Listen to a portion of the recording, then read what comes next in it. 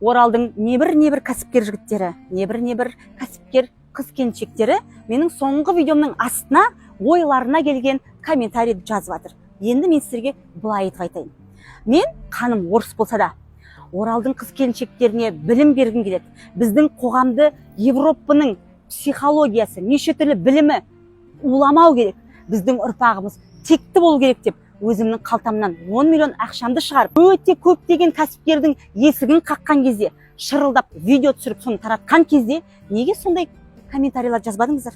Неге сол кезде сол видеоларды таратып, репост жасап қолдамадыңыздар? Ал менің 80 мың теңге айлықтан рисковать етіп кетіп, әлі сол жерде отыра берсе, мен бәлкім бұлай өспеймін ба деген видеома келген кезде, ақыл ойсып, бір видеоға бола вывод шығарып, ойларыңызға келгенді жазып жатырсыздар. Адам баласы құлдық санадан шығу керек.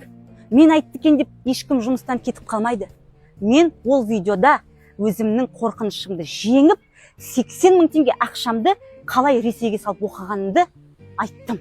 Және 5 балам бола тұра, өмірдің неше түрлі кедергілерінен өткен әйел бола тұра, әкесі жоқ, қолдауы жоқ әйел бола тұра, қалай көтерілгені туралы айттым. Ал небір кәсіпкер жігіт, жаңағы қыз-келіншектер ақшасы бола тұра, өзінің ел үшін, жер үшін осындай болсын деп, ол ақшасын қия алмайды.